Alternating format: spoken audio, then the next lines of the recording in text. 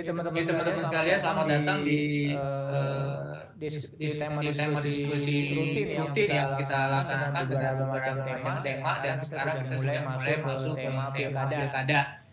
Ini menarik dan juga acara ini disiarkan langsung di channel Gaspolting, Gaspolting channel YouTube yang bisa diakses live sekaligus. Dan teman-teman sekalian, kenapa kita bahas tema tentang pilkada yang bagaimanapun ternyata di era pandemi ini pemerintah mengambil keputusan untuk tetap melaksanakan pilkada yang akan dilaksanakan hari pencoblosan tanggal 9 Desember 2020.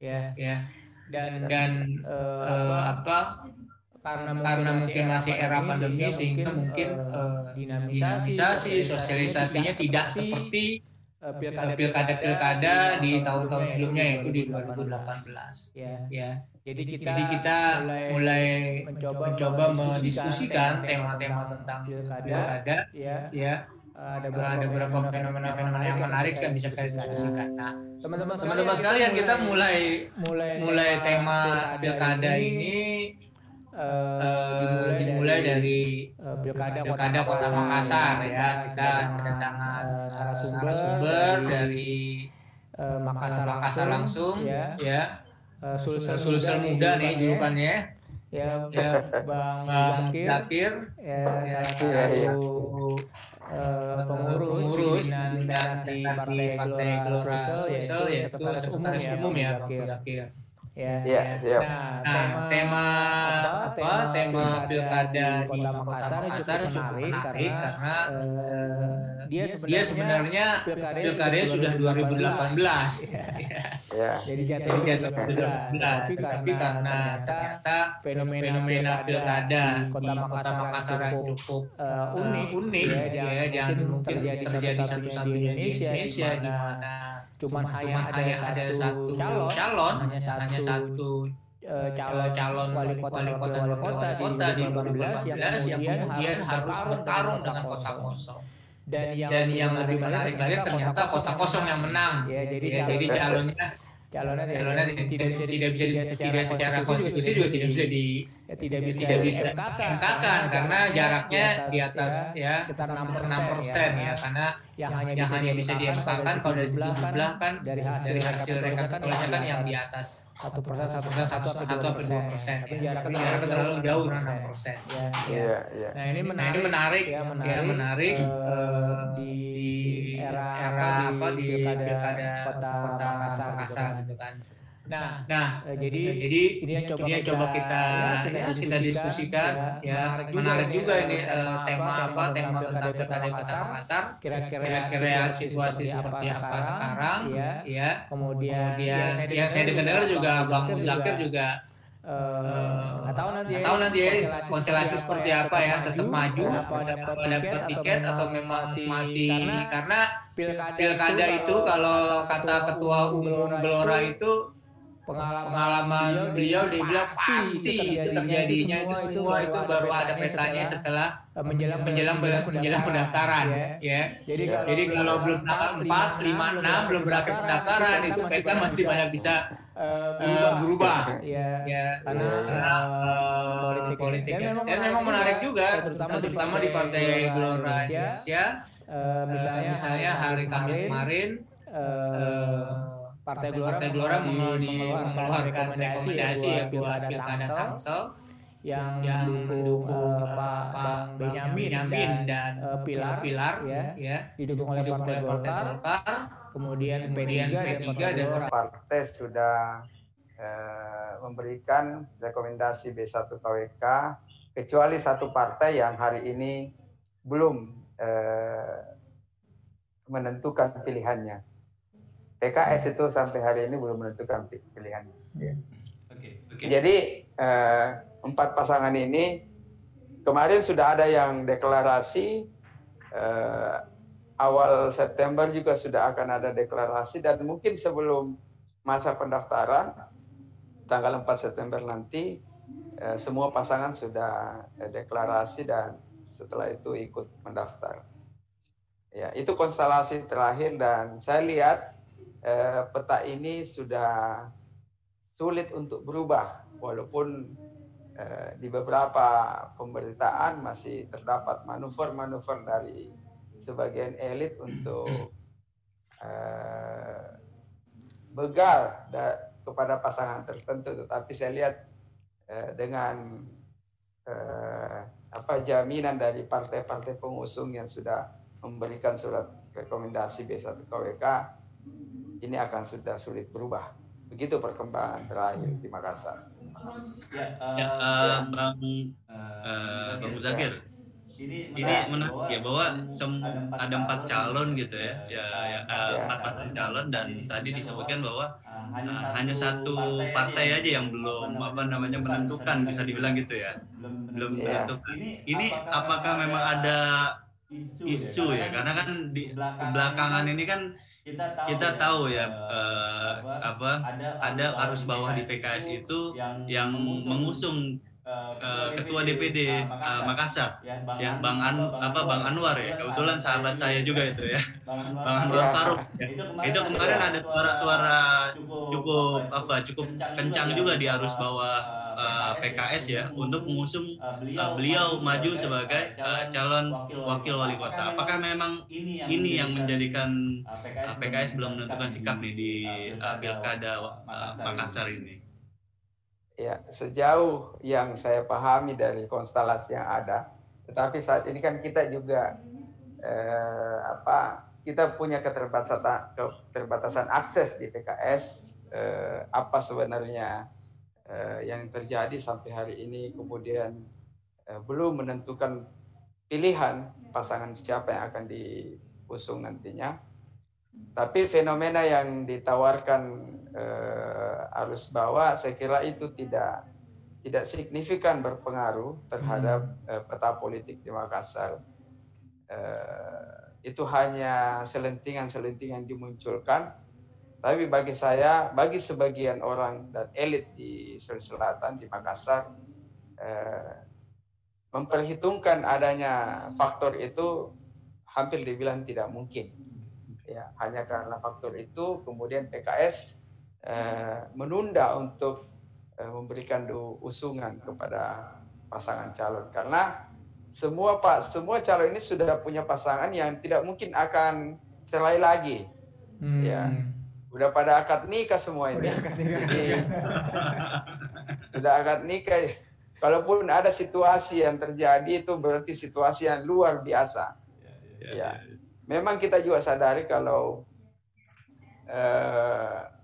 yang kemudian pengendali di Pilkada Kota Makassar ini hampir sebagian ada elit-elit yang cukup kuat di Sulawesi Selatan dan punya pengaruh akses ke pusat.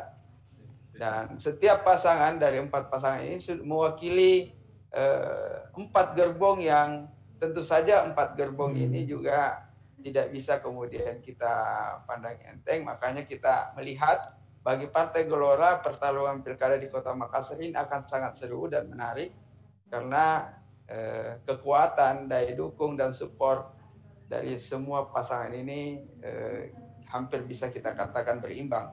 Walaupun kalau kita lihat peta survei, temuan survei pada hari ini, memang ada satu calon yang cukup leading dibanding calon yang lain. Ya, tapi pergerakan masing-masing calon ini masih sangat kencang dan itu belum bisa membuat kita yakin bahwa calon inilah yang akan memenangkan pertarungan. Ya, kondisinya seperti itu. Bang Zakir, ini kan ada 4 calon ya. Nah, kira-kira ini apa yang membuat pilkada Makassar ini menarik ya sampai berarti kalau 4 calon berarti hampir semua gerbong habis ya. Ya 4 gerbongnya habis gitu kan. Apa yang menarik setelah di 2018 justru terjadi dominasi yang tidak ada satupun hanya ada satu calon. Tiba-tiba di 2020 justru terfragmentasi jadi empat kandidat yang sangat dipastikan. Kira-kira apa yang menarik? Apakah ini memang konstelasi nasional yang masuk di Kota Makassar cukup signifikan karena kita tahu di situ ada Pak JK, ada Pak Sahrul, ya, ada yang lain gitu. Apakah memang karena aspek itu atau gimana? Karena beda jauh 2018 semua partai diborong gitu, lawan independen juga gagal ikut partisipasi dan sekarang tiba-tiba 4 gitu loh. Kira-kira apa yang menarik nih Zakir? Ya, kita sadari memang di Makassar ini tokoh-tokoh semisal Pak JK, Pak Aksa Mahmud itu cukup punya pengaruh di pusat untuk kemudian mengarahkan pilihan kemana mereka harus mendukung. Itu 2018 dan peta itu seperti itu terjadi. Jadi keberadaan tokoh-tokoh sesepuh Sulawesi Selatan itu yang kemudian punya akses ke partai tingkat pusat yang kemudian membuat pilkada kemarin menjadi bagi sebagian kita itu merasa pilkada ini tidak menarik. Ya. Dan memang ada upaya dan itu menjadi satu arus yang cukup kuat untuk bagaimana calon petahana yang kemarin itu tidak ikut bertarung dalam pilkada 2018 dan itu terjadi dengan putusan pengadilan membatalkan sebagai peserta pemilu pilkada di 2018 kemarin. Dan saya kira ini hampir di semua kita di selatan memahami situasi itu di 2018 dan saya kira kesempatan itu hanya ada di 2018. Jadi kesempatan untuk mengkonsolidasi partai oleh elit pusat yang kemudian menjadi tokoh Sulsel itu hanya bisa terjadi di 2018. Di 2020 ada anggapan bahwa sudah pernah dikasih kesempatan ya, jadi tidak usah diatur-atur lagi nih pilkada. Serahkan saja bagaimana masing-masing calon yang punya akses jaringan gerbong untuk menunjukkan eksistensi untuk bisa menjadi pasangan calon. Jadi agak menarik di 2020 ini karena sudah tampak kelihatan bahwa ada pertarungan yang cukup seru di sini, pertarungan gerbong dan pertarungan termasuk pertarungan sumber daya nanti yang akan terlihat maksimal di pilkada Makassar ini. Nah sebenarnya yang menarik itu kenapa kemudian Kota Kosong bisa memenangkan atau bisa mendapatkan suara lebih banyak dibanding calon. Nah, kalau kita coba analisa, sebenarnya ketika pilkada 2018 dan hasilnya kemudian membuat semua publik bukan hanya di Sulawesi Selatan tapi di Indonesia menjadi terkejut ya dengan hasil yang seperti itu. Pelan-pelan kemudian kita coba menganalisa faktor apa yang kemudian membuat Kota Kosong itu bisa menjadi pemenang di pilkada kemarin. Kalau saya menganalisa sebenarnya ada empat penghuni Kota Kosong ini ya. Ada minimal 4 penghuni dari siapa yang kemudian memainkan Kota Kosong ini sampai kemudian bisa memperoleh suara yang cukup signifikan di pilkada sampai memenangkan pilkada di 2018 di Makassar. Yang pertama adalah kelompok yang memang sangat tidak respect dengan pola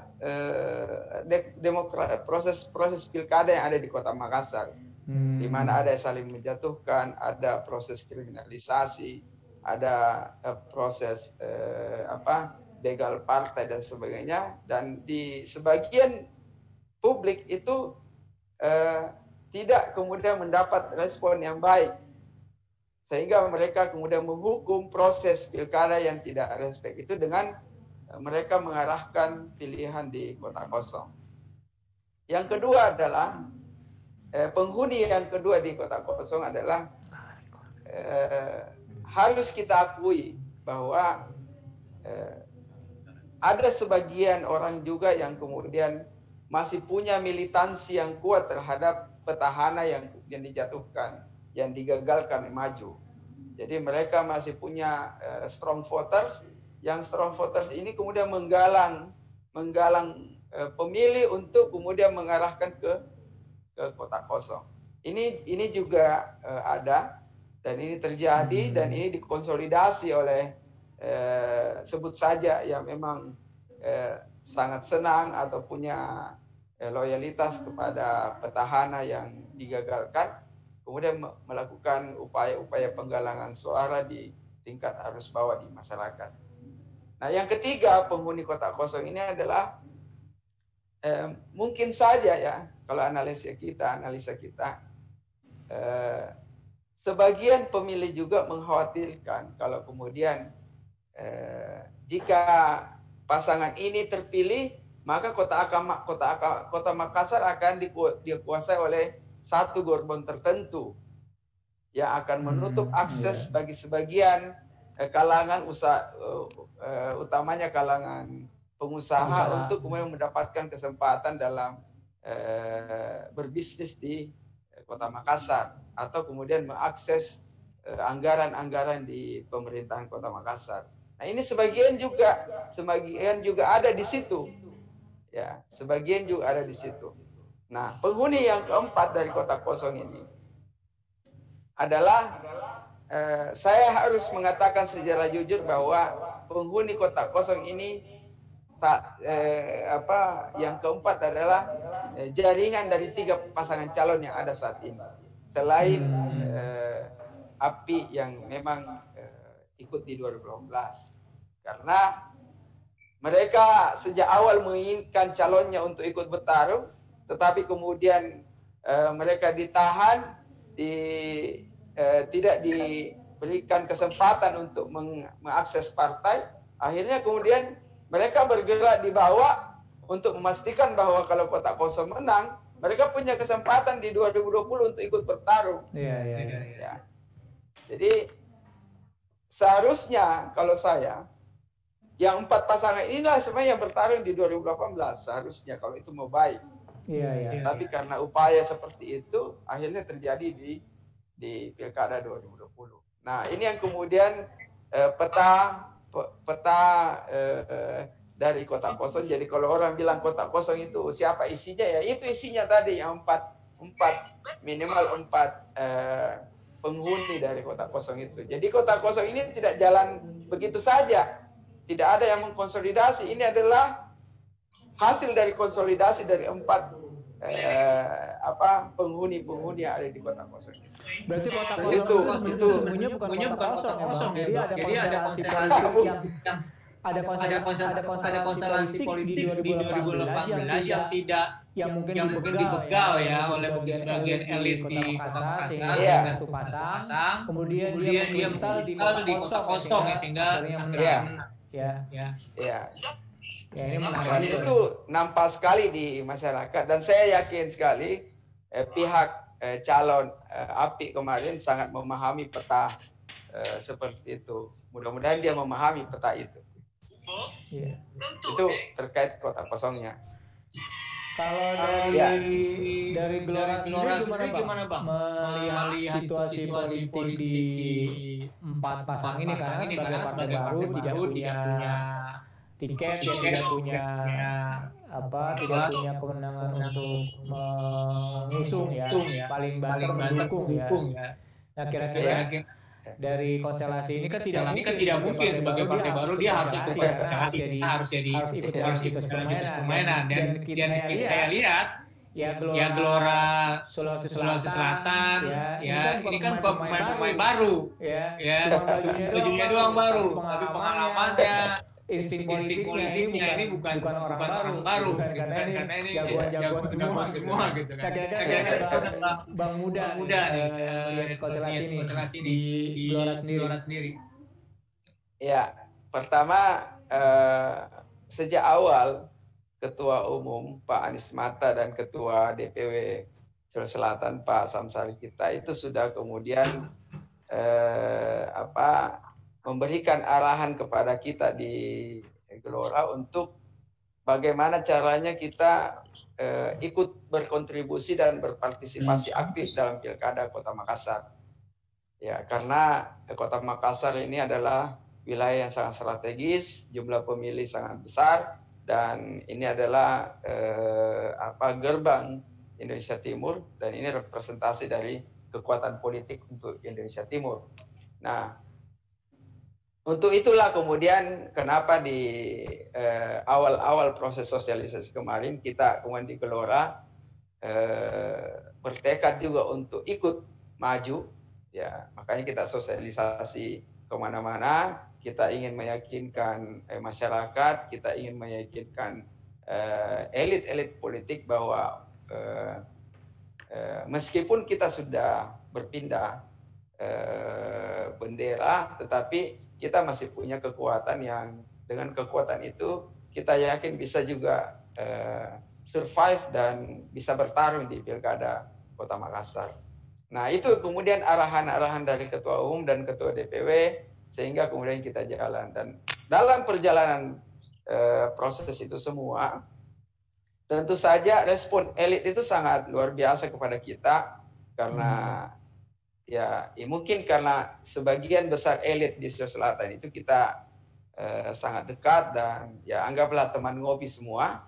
Kita sering ngopi sama-sama, diskusi dan sebagainya. Dan memang harus kita sadari bahwa kalau kemudian kita tidak membawa partai yang punya kursi, tentu saja positioning kita itu tidak sama dengan calon yang kemudian membawa kursi partai yang memiliki kursi.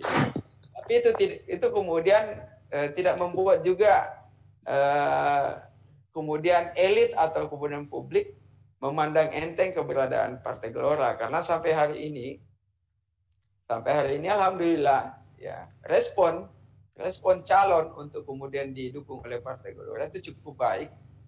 Ya, cukup baik. Sebagian besar malah menginginkan kita untuk berada di gerbong mereka, termasuk Makassar. Kita diminta langsung. Jadi di Makassar itu calon dan pengendali calon ini meminta langsung kita untuk bergabung di partai, untuk mengusung pasangannya. Dan tentu saja kita juga punya tawaran-tawaran yang minimal kemudian bisa menguatkan infrastruktur partai kita untuk bisa bekerja. Dan mereka tahu kalau mesin politik Partai Gelora ini bukan mesin politik yang kosong, mesin politik yang memang sudah punya pengalaman, dan mereka tahu di mana sebenarnya mesin politik itu berada.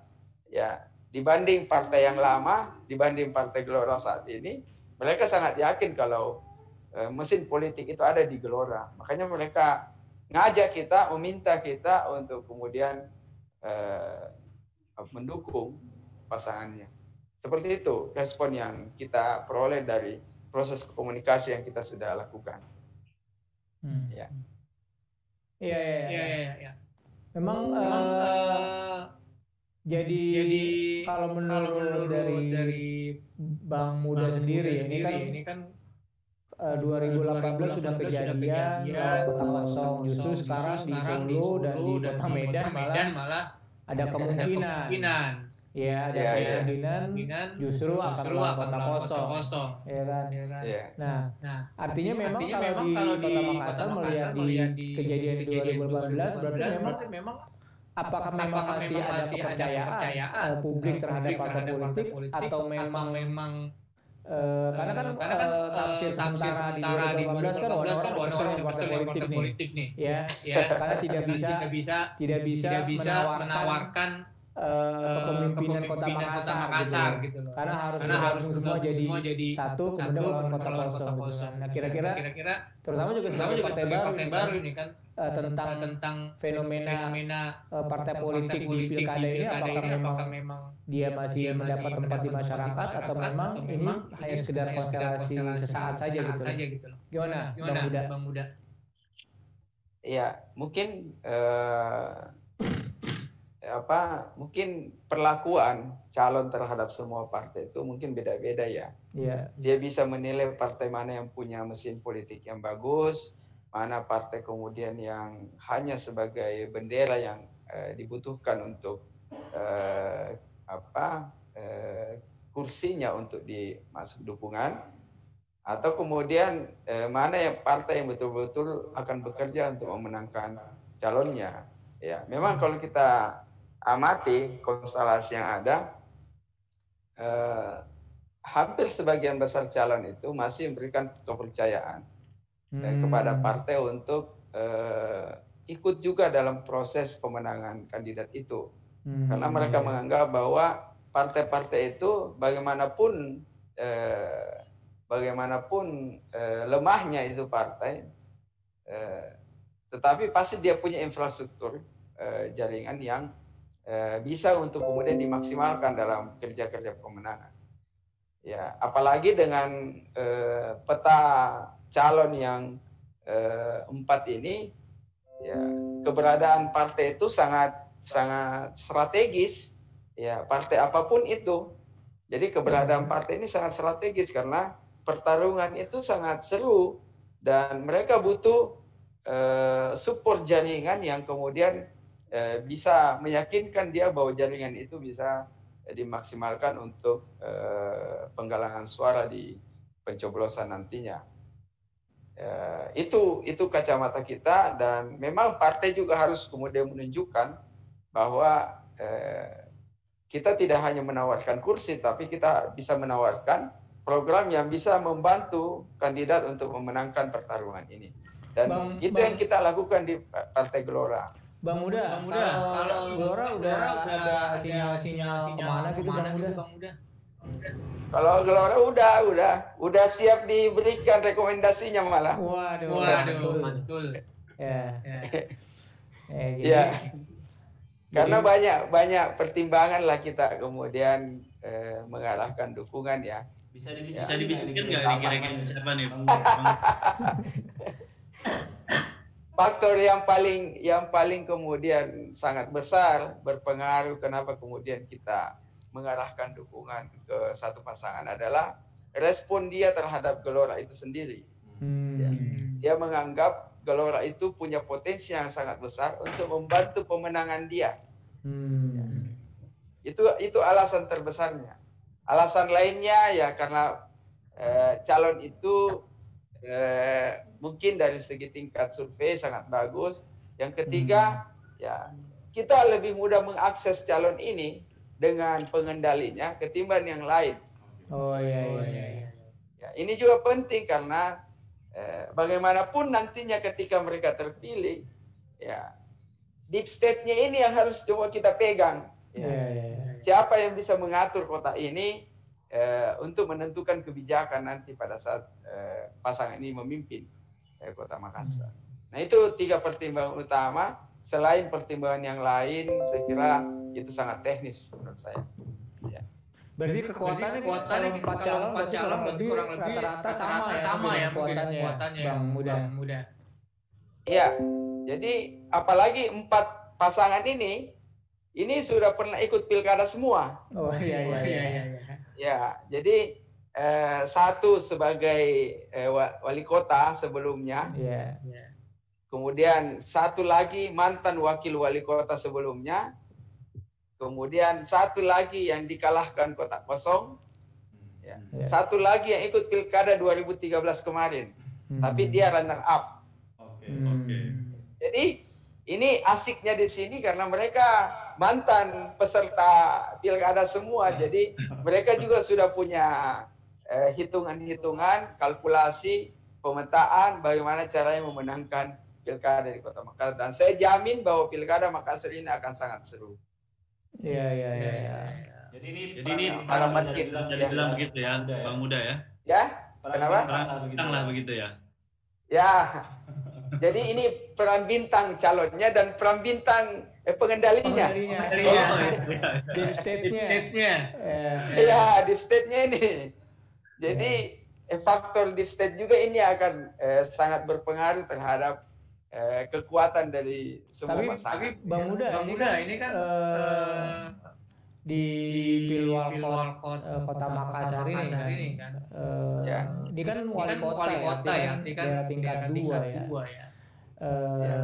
Apakah memang sebegitu urgennya diperbutkan oleh para elit ini? Apakah memang sumber dayanya, apakah sumber daya politiknya, apakah sumber daya dananya? Mungkin kalau dari sumber daya APBD mungkin masih ada juga ya kota-kota yang besar. Kira-kira menurut saya apa yang membuat menarik apakah karena ini emang perang bintang di belakang ini emang harus banyak proksi yang begitu harus menguasai, walaupun kita juga mengenal bahwa Makassar itu kan pintu gerbang Indonesia Timur. Tapi apakah sumber daya demikian? Saya khawatir gini ya. Apakah nanti sumber daya yang digelontorkan oleh para masing-masing calon arah gitu dengan memimpin juga nggak full ya Bang, paling sampai 24, paling 3 tahun efektif 3 tahun APBD lah Bang, nggak balik modal itu. Atau ini mungkin hanya sebatas gengsi politik nih Bang, artinya nih betul, bisa juga beberapa tinggi kita ada di Makassar gitu, dan ini nggak mau kalah lah gitu ya, kurang lebih begitu ya. Kalau saya dari komentar Bang Rahmat, ada benarnya juga, karena ini kan di Sulawesi Selatan itu ada sirik ya, salah satu prinsip yang sangat dipegang oleh warga kota, bahwa dia ingin menunjukkan apa saja dan ingin mempertaruhkan apa saja untuk menunjukkan eksistensi. Nah, ini salah satu juga. Tetapi yang lain dari segi ekonomi, saya kira APBD Makassar ini hari ini itu tidak terlalu banyak tinggi, karena hanya sekitar 4 triliun saja dibanding daerah lain. Tetapi potensi PAD di Makassar sangat cukup tinggi. Jadi ini yang belum terkelola dengan sangat baik, sehingga kemudian sebagian orang elit-elit berpikir bahwa Makassar ini masih bisa lebih baik ke depannya. Yang ketiga di sini kan, ini Makassar ini tingkat pertumbuhan ekonomi tertinggi di Indonesia. Ya, di atas 7%. Dan ini menunjukkan bahwa peredaran uang, pergerakan ekonomi di Kota Makassar itu sangat prospek. Ya, apalagi dia posisi yang sangat strategis, menjadi representasi dari Indonesia Timur, dan itu bisa kita saksikan dari potensi-potensi yang ada di Kota Makassar. Ya, dari aspek jasa, dari aspek perdagangan dan sebagainya. Ini saya kira yang mendasari, sebagian hal yang mendasari kenapa orang kemudian berebut untuk mau memimpin. Selain yang disampaikan tadi Bang Rahmat, ini persoalan sirik juga. jadi mereka mau gerbongnya yang memimpin Makassar, itu saja intinya. Karena gitu. Kan kalau pilkada 2020 ini kan banyak juga para ada 270-an ya banyak, tapi juga kok gegap-gempitanya di luar pandemi ya. Itu kan salah satu ini nggak sampai full 5 tahun nih, paling efektif 3 kali ketok palu APBD ini nggak balik modal. Kan ada yang kalau hitungan APBD-nya nggak balik modal. Iya, 9 Desember pelantikannya sekitar April lah ya, 2021. 2023 udah persiapan lagi. Gitulah gengsi mengalahkan segalanya gitu ya.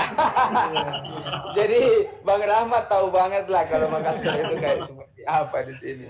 Jadi jangan kita 2 tahun di Makassar tinggal ya, jadi cukup tahu juga gimana teman-teman di Makassar lah gitu ya. Iya. Nah, persoalan sini ini. Ya, Bang Mu, dari kalau tadi kita ngomongin peta politik gitu ya, peta dukungan segala macam. Nah, yang lebih penting adalah isu. Artinya ini kita tadi ngomong peta politik siapa aja yang bermain. Nah, sekarang kita bergeser ke pemilihnya. Isu apa aja yang sekarang ini mungkin menarik ya di mata pemilih ya, dan artinya isu perbaikan, dan itu apa aja yang bisa di minimal strategi dari Partai Gelora lah ya dalam menggait pemilih ya, seperti itu Pak. Ya. Jadi kalau kita masuk kepada apa program yang harus ditawarkan kandidat kepada masyarakat, saya kira persoalan di setiap kota itu hampir sama ya. Persoalan banjir, persoalan kemacetan, persoalan layanan kesehatan, pendidikan dan sebagainya. Memang persoalan itu belum tuntas, jadi kemudian masih menjadi harapan masyarakat untuk menjadi alasan bagi mereka untuk memilih siapa yang akan dipilih. Ya, kalau kita memetakan program yang mereka tawarkan dari 4 kandidat ini, hampir kita bahasakan bahwa bahasa di sini 11-12 lah. Beda-beda tipis lah semua. Ya. Sama dengan saya sampai waktu sosialisasi juga sudah punya visi misi. Ya. Kita sudah jualan visi misi ke semua elit, fit proper test. Saya rencana juga akan menyerahkan visi misi saya itu kepada calon yang akan didukung oleh Partai Gelora insyaallah pada saat deklarasi. Karena bagi saya pembacaan kita selama 10 tahun berada di legislatif, hal-hal seperti itulah yang kemudian dibutuhkan. Yang pertama adalah masalah layanan kesehatan. Layanan kesehatan kita harus akui bahwa masih banyak kemudian kecewaan masyarakat terhadap kualitas layanan itu sendiri. Memang di Makassar ini dalam kurun 5 tahun kepemimpinan Pak Dhani kemarin, yang kemudian muncul adalah pembangunan puskesmas, renovasi puskesmas di puluhan puskesmas di Kota Makassar, dan itu sedikit membantu masyarakat mendapatkan akses layanan yang lebih baik. Ya, kalau masalah layanan kesehatan dari itu, saya harus memberikan apresiasi bahwa ide dan inovasi kesehatan yang dilakukan oleh Pak Dhani itu cukup baik. Salah satu yang paling menarik adalah yang mereka tawarkan adalah home care, yaitu menjemput pasien yang sakit di rumahnya, melakukan pemeriksaan karena sudah ada ambulans yang punya layanan lengkap di dalam, termasuk masalah pengecekan jantung. Atau kemudian ada masyarakat tidak mampu ke puskesmas, mereka bisa datang ke sana, layanan 24 jam. Dan itu menurut saya layak untuk kita apresiasi, makanya home care itu kalau tidak salah memperoleh penghargaan yang cukup baik di pemerintah pusat. Nah, yang penting juga bagi saya adalah kualitas layanan belajar kita. Ini yang masih kurang. Ya, ini yang masih kurang. Di Makassar ini kualitas pendidikan itu tidak merata. Ya. Kita hanya bisa merasakan layanan pendidikan yang berkualitas itu pada sekolah tertentu, SMP tertentu, SD tertentu. Itu tidak merata. Jadi sekolah-sekolah yang ada di pinggiran Kota Makassar itu hampir dikatakan kualitas pembelajarannya itu kurang baik. Gurunya bukan guru yang orang bilang favorit. Ya, akhirnya pada saat penerimaan siswa baru, orang pada mau masuk di sekolah yang disebut unggulan itu. Makanya ide kita kemarin adalah bagaimana kualitas sekolah di semua sekolah di Kota Makassar harus sama, kualitas gurunya, layanan pendidikannya, dan semuanya, termasuk dari segi sarana prasarana. Yang lain yang orang butuhkan itu masalah, saya kira banjir ya. Iya, banjir di Kota Makassar ini masih sering terjadi. Yang lain itu masalah kemacetan, itu juga masih sangat parah di Kota Makassar. Yang lain masalah PAD. Ini masalah PAD yang menurut saya masih bisa kita jika kita maksimal dalam pengelolaannya bisa kita naikkan 2 kali dari yang ada saat ini. Itu yang kita tawarkan, yang dibutuhkan oleh masyarakat, dan ini menjadi usulan program Partai Gelora yang akan kita kasih kepada kandidat. Jadi kita ke kandidat ini bukan datang hanya tanpa ide dan tawaran ide, kita juga berikan solusi-solusi yang bisa kita tawarkan ketika dia memimpin nantinya. Begitu. Bang Huda, ini kan pilkada yang sekarang kan cukup unik karena masih di era pandemi ya, masih era COVID-19 ini.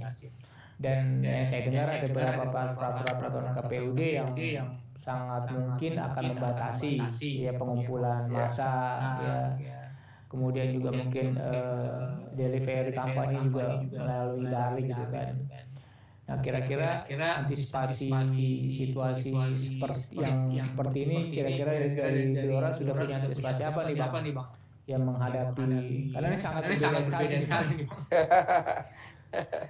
Iya, ya kalau kemudian terkait situasi yang ada sekarang, Gelora kan sudah menegaskan dirinya sebagai partai yang sangat respon terhadap digitalisasi. Dengan DigiFest kemarin itu sudah menunjukkan eksistensi kita bahwa Gelora ini siap beradaptasi dengan situasi pandemi seperti ini. Dan kita bisa maksimal di situ. Dan saya kira teman-teman di Gelora Makassar, kader, fungsionaris dan anggota kita itu proses delivery kampanye melalui daring ini masih menjadi harapan besar kita. Tetapi yang paling penting juga kita lakukan adalah bagaimana membangun jaringan di setiap TPS yang kemudian bisa menjadi akses kita untuk menyampaikan program, ide, pasangan kepada pemilih di tingkat TPS. Dan ini yang sementara kita persiapkan. Mudah-mudahan dalam waktu dekat tawaran kita kepada pasangan ini untuk membentuk relawan di setiap TPS itu bisa diakomodir, dan saya kira tidak terlalu sulit seandainya jaringan ini sudah terbentuk di semua TPS di Kota Makassar. Dan saya kira pola-pola yang lebih inovatif dan ide kreatif dari teman-teman Gelora nanti akan ditampilkan. Insya Allah kita akan memberikan kejutan kepada kandidat bahwa Gelora itu punya kualitas yang bisa dibanggakan dalam pemenangan pilkada nanti. Ya. Jadi udah jadi partai digital Bang ya. Memang harusnya ada. Ya kita lihat memang Partai Gelora ini lumayan perlahan tapi pasti gitu ya. Ternyata banyak. Apalagi Makassar ini kan kawas Chandra dibuka ya dari mulai lahirnya Garbi. Kan udah Garbi dari Makassar ya, kemudian fenomenanya cukup dari awal ya, cukup monumental ya. Kemudian dipimpin sama bupati terpilih tak kalah ya. Bang Samsari kita ini juga cukup menarik artinya memang harusnya memang sudah kelas deep state harusnya sudah masuk ke lingkaran dalam gitu kan. Iya. Yang tadi saya kan penasaran nih, minta bocoran nggak dikasih ya. Tapi saya mau cobain aja lah, minta clue-nya aja lah. Clue-nya. Kira-kira tadi dibilang sama Bang Irfan Ejo nih, Partai Gelora ini kan sebenarnya ya dulu ada mantan partainya gitu. Kira-kira nanti dukungannya satu dukungan gitu dengan PKS tuh. Kalau kita sih tidak peduli. Yang kita mau tunjukkan adalah Gelora itu punya pilihan yang rasional, kemana kita akan berlabuh. Masalah partai lain ada di situ atau tidak bukan urusan kita, itu urusan dia. Dan orang sudah bisa menilai kok. Ya, mereka lebih memilih siapa dibanding yang lain karena mesin politik ada di sini. Itu keyakinan kita dan itu bisa kita buktikan di lapangan. Ya, betul sekali. Karena tadi disinggung juga sama Bang Irfan Enjo, ya kita di Tangerang Selatan ya, terakhir baru 2 hari yang lalu ya, kita memberikan dukungan kepada salah satu pasangan calon. Dan itu memang bukti bahwa Partai Gelora eksis secara mesin politik begitu ya, Bang. Iya. Saya kira elit-elit tahulah bagaimana peta di Partai Gelora itu dan partai sebelumnya. Dan ya itu terlihat dari apresiasi mereka terhadap kita dalam proses komunikasi yang kita lakukan kemarin. Iya.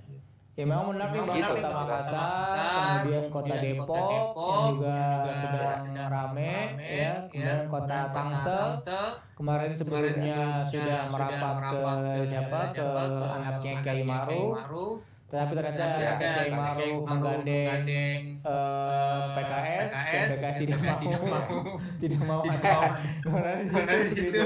Ya, kalau di sini juga ada seperti itu ya. Ada juga. Dan itu kita tidak mendengar langsung dari PKS, tapi kita dengar langsung dari kandidat.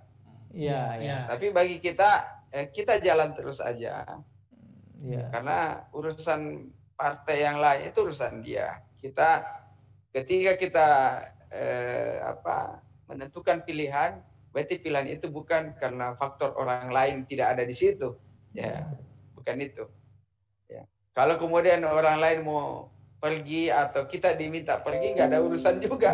Ya kalau dia nggak mau terima kita, ya kita dukung yang lain aja. Ngapain susah-susah juga kan? Makanya saya bahasakan tadi. Kenapa kemudian kita mengarahkan dukungan?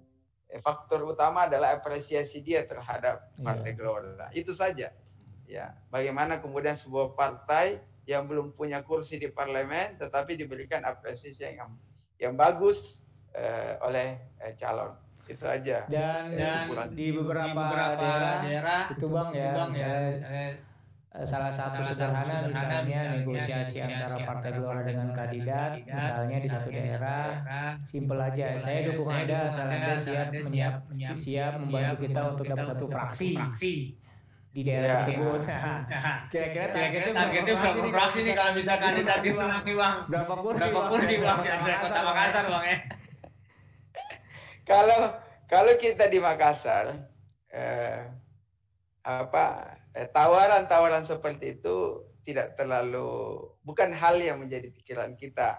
Karena ya itu kan setiap momentum politik itu akan berbeda perlakuannya. Nanti di pemilu legislatif pasti beda juga. Beda juga. Belum tentu juga. Nggak bisa tanggung renteng Bang ya. Nggak bisa tanggung renteng gitu. Nggak bisa karena dia juga punya kewajiban. Jadi yang kita tawarkan kepada kandidat adalah kita ini punya program ini akan menguatkan infrastruktur Partai Gelora. Dan inilah yang akan kita pakai nanti di pemilu 2024. Jadi bukan janji kandidat bahwa kita minta dia pastikan kita satu fraksi atau berapa orang yang terpilih. Karena yang akan bekerja kita sendiri juga nantinya. Walaupun nanti disupport oleh kekuasaan, tetapi intinya ada di kita. Kalau kita sudah persiapkan infrastruktur dengan baik, tanpa didukung oleh kekuasaan pun kita sudah bisa mengestimasi kita akan mendudukkan berapa Partai Gelora di parlemen nantinya. Jadi gitu anunya. Oke, siap. Negosiasinya. Ya mungkin ini juga salah satu diskusi yang coba kita gulirkan, nanti kita coba publish di banyak tempat, karena ini juga karena banyak juga teman-teman kita di daerah ya, di DPD yang juga mungkin belum tahu model ya. Kan kalau di Sulsel kan karena banyak petinggi artinya yang punya pengalaman secara politik ya di partai sebelumnya.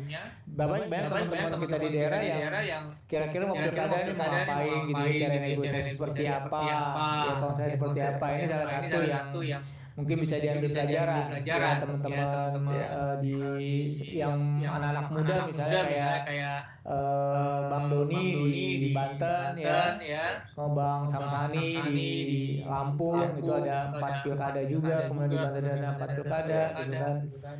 Jadi ada beberapa teman-teman yang kita yang masih secara usia politiknya masih muda, belum pernah jadi anggota dewan, belum pernah ikut dalam proses negosiasi politik, itu menjadi penting Bang diskusi kayak gini Bang. Ya gitu kan, maka nanti kita coba mengundang teman-teman lain yang mungkin lebih punya pengalaman ya, karena juga bahan pelajaran juga buat teman-teman yang di DPD terutama Bang yang baru menyiapkan infrastruktur partai ya, Ramadan baru oke. Sekarang lagi persiapan Rakerda, penyiapan infrastruktur segala macam, tiba-tiba ada pandemi, kemudian mau ketemu dengan pilkada 9 Desember gitu kan. Itu juga kalau nggak salah hari ini Bang Fahri masih pembekalan di Sumatera Barat ya, di Sumbar ya.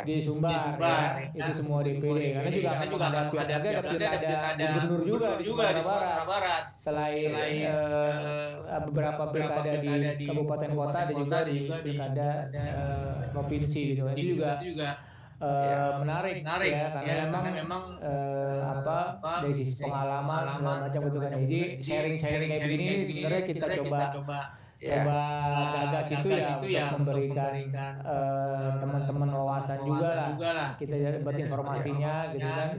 Jadi terima kasih nih Bang Muda telah memberikan banyak informasi gitu kan, masukan. Jadi teman-teman sekalian, buat pemirsa Gaspolting, ini bahan pembelajaran kita ya, ini satu prototipe. Kalau kita melihatnya ini dari sisi struktur kepengurusan tingkat wilayahnya ya relatif banyak tokoh ya, ada Bang Muda, di sana ada Bang Samsari kita, Bupati ya, ada Bang Tata, Taslim yang punya pengalaman secara signifikan dalam proses kepengurusan partai dan juga kepengurusan pilkada gitu ya. Tetapi kita juga banyak teman-teman yang masih muda yang belum punya pengalaman politik ya. Ini juga perlu juga mendapatkan pengetahuan lah. Jadi teman-teman sekalian ini bisa kita ambil dari nanti kita ambil lagi yang tadi saya kontak misalnya tadi baru saya kontak Bang Samsani di Lampung ya, dia ada berapa pilkada yang dia juga termasuk minim ya, strukturnya juga berjibaku untuk memenuhi struktural gitu, karena memang relatif muda semua ya, anak muda semua ya, seniornya sangat sedikit sekali yang punya pengalaman. Jadi dia juga berjibaku. Saya kontak, dia bilang akhirnya Bang, kalau saya udah closing satu kandidat baru saya mau ngomong deh kata dia begitu. Karena di antara semua pilkada belum ada yang closing nih Bang. Satu contoh gitu kan. Ya. Jadi sesuatu yang bermanfaat mudah-mudahan. Terima kasih Bang Muda dan teman-teman sekalian ya yang sudah sempat hadir di forum Zoom, dan insyaallah nanti bisa dilihat juga di channel YouTube Gaspolting untuk rekamannya ya, biar kalau nanti yang telat hadir di meeting Zoom-nya. Mungkin itu aja Bang Muda. Terima kasih karena juga di Makassar udah jam 10 ya. Kondisi masih setengah 9 Bang. Ya. Terima kasih banyak Bang Muda dan teman-teman yang di Sulselnya, ada di Bekasi ya, dari Jakarta, dari Malang ya. Saya mau nanya boleh nggak Pak Irfan? Ada yang mau nanya ya, silakan Mbak Gelika. Silakan. Assalamualaikum warahmatullahi wabarakatuh. Waalaikumsalam. Terima kasih kesempatannya atas acara hari ini. Alhamdulillah. Maaf tadi terlambat, jadi sesi-sesi awal tidak cukup mendengarkan. Punten Bapak, saya mau bertanya. Gelora saat ini kan juga menampilkan sosok sebagai partai berbasis riset ya. Artinya kemudian kita juga mengajukan banyak hal itu memiliki kolerasi riset. Tadi Bapak sampaikan kalau sudah mengajukan beberapa draft sebagai bantuan sumbangan pemikiran Gelora, ya artinya Gelora dalam hal ini sudah mengajukan usulan-usulan. Nah, saya ingin bertanya apakah usulan itu juga sudah diparalelkan dengan hasil riset ya? Kebutuhan apa sih yang paling mendesak misalnya untuk Makassar? Karena Makassar runningnya sebentar lagi. Yeah. Karena kebetulan waktu saya tesis itu saya meriset tentang positioning partai dan ternyata hasilnya itu ya berbeda gitu ya, berbeda antara PR yang diciptakan dengan PR yang dirasakan gitu. Yeah. Dan saya rasa ke depan kita perlu gitu ya mengeksplorasi hal-hal yang sifatnya semakin baik dari sisi pendataan di bawah gitu. Hasilnya juga bisa melakukan analisa regresi juga bisa gitu. Ya meskipun tidak semua wilayah ya harus tercakup, tapi kan bisa direfleksikan dengan analisa regresi gitu. Jadi data itu akan menjadi lebih kuat ketika memang sudah berdasarkan hasil kebutuhan utama tema yang ada di bawah gitu. Dan saya rasa itu semakin menaikkan nama Gelora gitu. Dan ini bisa bekerjasama dengan banyak pihak. Itu yang pertama. Kemudian yang kedua, karena saya seorang pendidik, saya bulan Maret kemarin banyak meeting ya dengan beberapa kalangan juga, termasuk Indonesia Timur. Nah, salah satu kendala di Indonesia Timur memang masalah jaringan internet ya Pak ya. Sementara sekarang ya sebagian daerah. Iya, sementara sekarang kita work from home gitu. Sehingga gegap gempita di Jawa, Sumatera itu terasa cukup jauh sampai beliau narasumbernya saat itu adalah pimpinan kami di ISKI di wilayah Indonesia Timur di Ambon beliau. Sampai beliau selalu mengistilahkan Indonesia Timur begitu ya untuk dan datanya memang sangat rendah, penggunaan internetnya masih sangat rendah gitu. Nah mungkin saran saya untuk Partai Gelora gitu ya bisa menciptakan spot-spot yang wifi bersama gitu ya, membangun ya meskipun tetap dengan protokol COVID ya dengan kondisi seperti sekarang gitu, tapi saya rasa ini sangat memudahkan dan mungkin bisa menjadi tawaran gitu bagi kader yang mau running ya, dan indikatornya juga jelas gitu, indikatornya mudah untuk dilihat. Mungkin gitu aja Pak Irfan, terima kasih. Assalamualaikum warahmatullahi wabarakatuh. Baik, Bang Huda bisa langsung direspon aja Bang Huda. Iya, yang pertama apakah tawaran program itu by riset? Saya kira jelas by riset dan kita menyerap apa yang menjadi kebutuhan masyarakat. Ini kan mengkombinasikan antara hasil temuan riset dengan perasaan masyarakat itu sendiri. Dan perasaan masyarakat sendiri itu bisa kita ketahui kalau kemudian kita punya jaringan di setiap TPS itu ada. Mereka lah yang akan banyak berinteraksi dengan warga, berbicara, mengkomunikasikan program kandidat, dan dari situ juga bisa merespon apa yang menjadi kebutuhan masyarakat. Karena pilkada ini dia pemenangannya rasional menurut saya. Jadi pilkada ini urusan rasional, bukan urusan perasaan. Maksud saya rasional, kita kemudian bisa menghitung kekuatan kita kalau kemudian infrastruktur kita itu bisa maksimal. Bisa kita mengestimasi bahwa berapa suara yang akan kita dapat kalau kemudian jaringan yang kita bentuk itu bisa membaca, bisa menangkap apa yang menjadi pikiran-pikiran masyarakat. Dan saya kira saya setuju apa yang disampaikan oleh Mbak Angelika tadi bahwa semuanya harus by riset, dan ini pilkada itu pasti by riset. Surveinya bukan hanya melihat tingkat keterpilihan pasangan, tapi yang dilihat adalah apa yang menjadi kebutuhan dasar masyarakat. Lapangan pekerjaan, layanan kesehatan, pusat kemiskinan, banjir dan sebagainya. Itu adalah temuan riset sebenarnya. Tapi itu juga bisa dikomunikasikan kalau kemudian kita bisa mengakselerasi masyarakat di tingkat bawah, RT, RW dan sebagainya. Kalau kita jaringan sampai di situ bagus, saya kira tidak terlalu sulit untuk kemudian mengarahkan masyarakat untuk memilih pasangan yang akan kita dukung. Yang kedua terkait masalah jaringan internet, saya kira sebagian daerah di Indonesia Timur, kalau di Sulawesi Selatan sih mungkin blank spot seperti ini tidak terlalu signifikan ya, tetapi memang karena ini masalah kemampuan saja untuk membeli kuota aja. Jaringannya ada semua, tapi membeli kuotanya nggak ada. Nah itu kelemahannya, makanya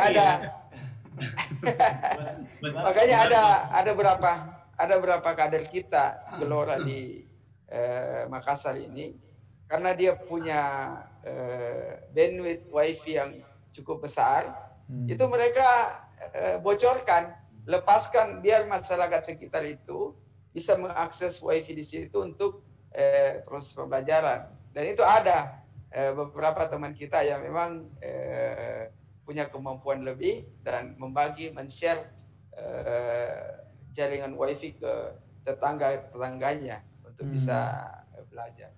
Saya kira ini yang bisa kita lakukan yang konkret, saya kira menurut saya. Ya. Itu mungkin Pak Irfan. Baik. Terima kasih. Teman-teman sekalian, mungkin kita selesaikan diskusi kita pada malam hari ini. Terima kasih banyak sekali Bang Muda. Ya, mudah-mudahan sukses. Bang Irfan, Pak Rahmat. Kayaknya deklarasinya sebentar lagi nih udah mengarah ya. Tinggal surat rekomendasi ya. Mudah-mudahan nanti kandidat siapapun yang didukung oleh Partai Gelora Indonesia bisa signifikan menang dan juga nanti bisa melakukan perbaikan-perbaikan di Kota Makassar. Ya. Terima kasih banyak teman-teman sekalian. Jangan lupa di subscribe, di share channel Gaspolting. Yang bekerja sama dengan Gaspol Institute, kita akan banyak memberikan kajian-kajian politik terutama berkenaan dengan pilkada di era-era ke depan. Terima kasih. Assalamualaikum warahmatullahi wabarakatuh. Waalaikumsalam warahmatullahi wabarakatuh. Terima kasih semuanya. Siap. Gaspolting, humanis, inspiratif, bermanfaat.